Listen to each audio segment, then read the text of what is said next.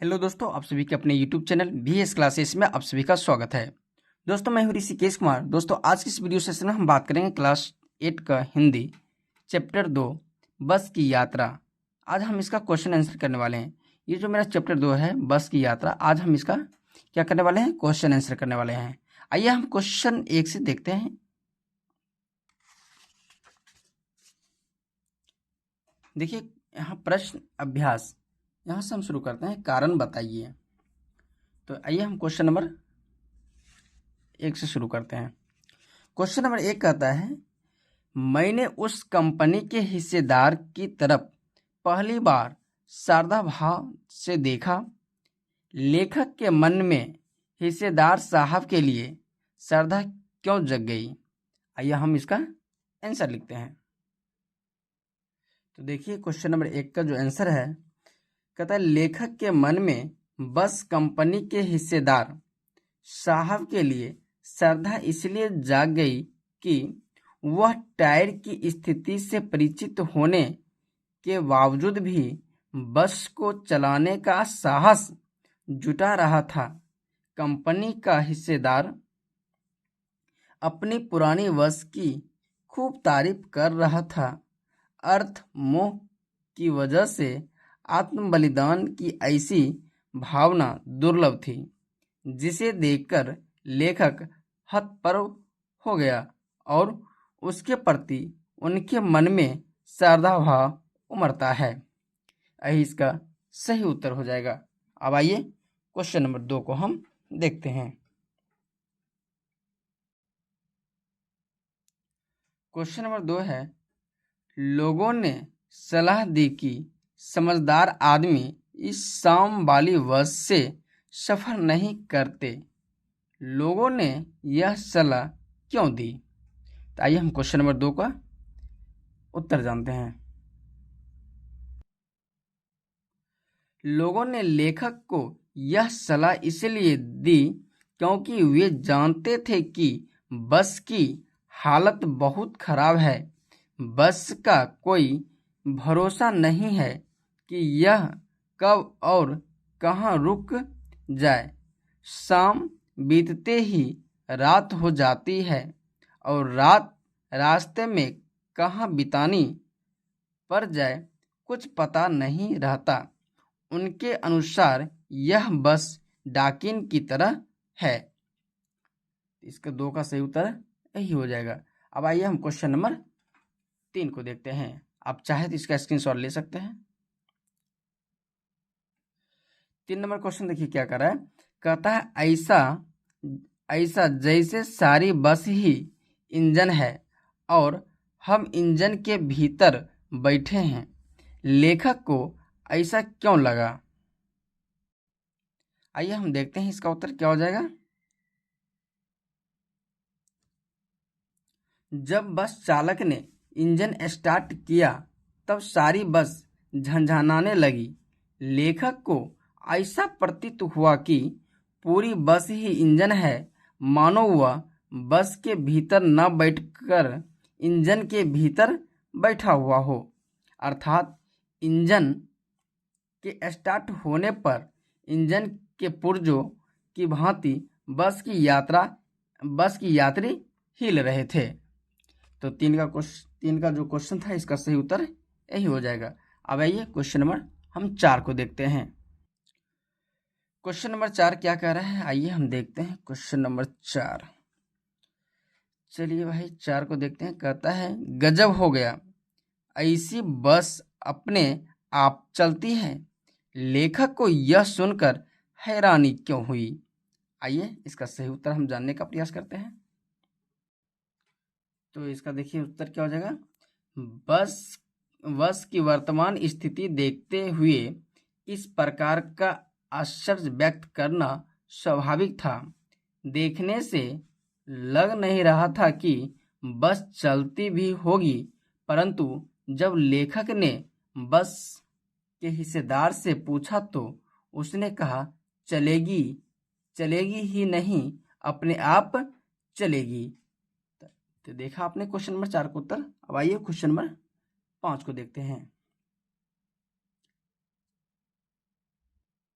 Question number 5 है, मैं हर पेड़ को अपना दुश्मन समझ रहा था। लेखक पेड़ों को दुश्मन क्यों समझ रहा था? आइए हम क्वेश्चन नंबर 5 का उत्तर जानने का प्रयास करते हैं। क्वेश्चन नंबर 5 का उत्तर हो जाएगा, बस की जर्जर अवस्था से लेकर सॉरी, यहाँ पर ऐसा नहीं, बस की जर्जर अवस्था से लेखक को ऐसा महसूस हो रहा था कि बस की स्टीयरिंग कहीं भी टूट सकती है तथा ब्रेक फेल हो सकता है।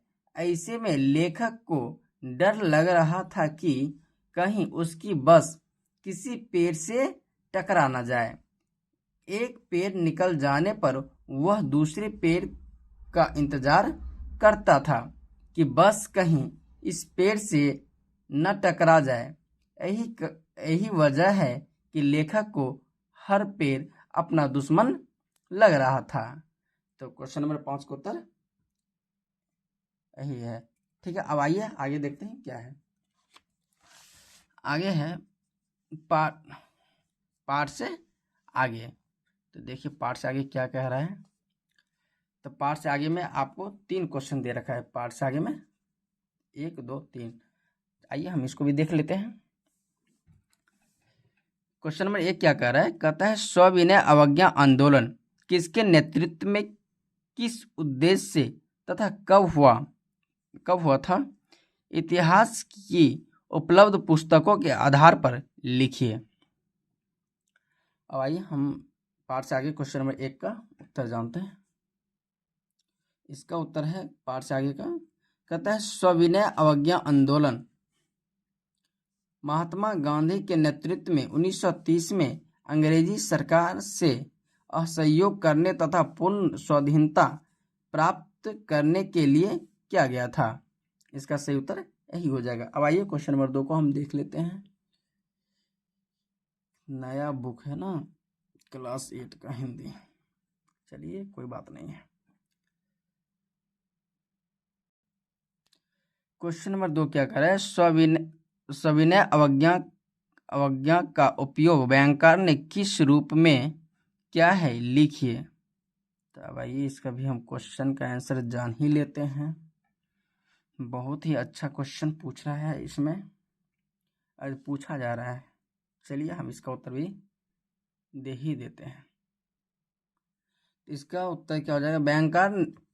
व्याकरण ने इसका मजाकिया ढंग से उपयोग किया है।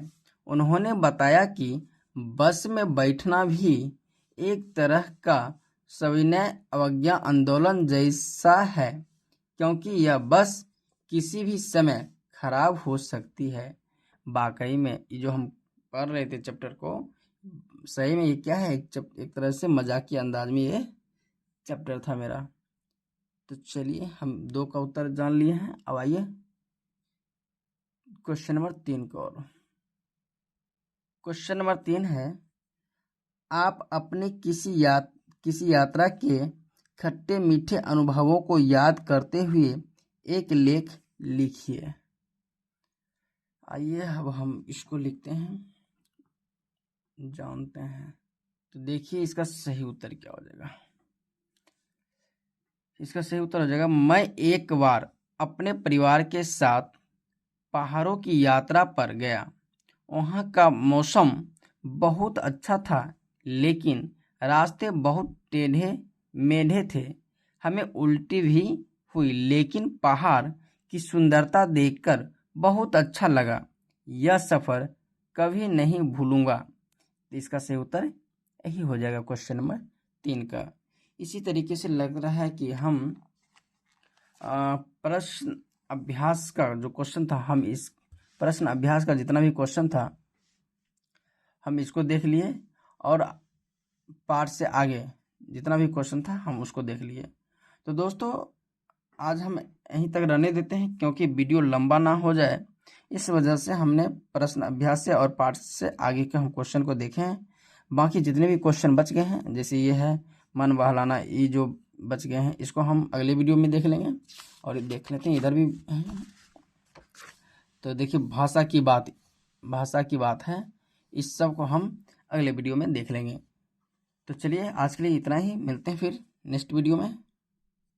तो आप लोग बताइएगा कमेंट करके आपको ये वीडियो कैसा लगा, और हाँ ये आप अपने दोस्तों को भी शेयर कर दीजिएगा ताकि उसे भी फ़ायदा मिल सके। चलिए हमने बस की यात्रा को देख रहे थे, तो चलिए आज के लिए इतना ही रहने देते हैं, मिलते हैं फिर अगले वीडियो में।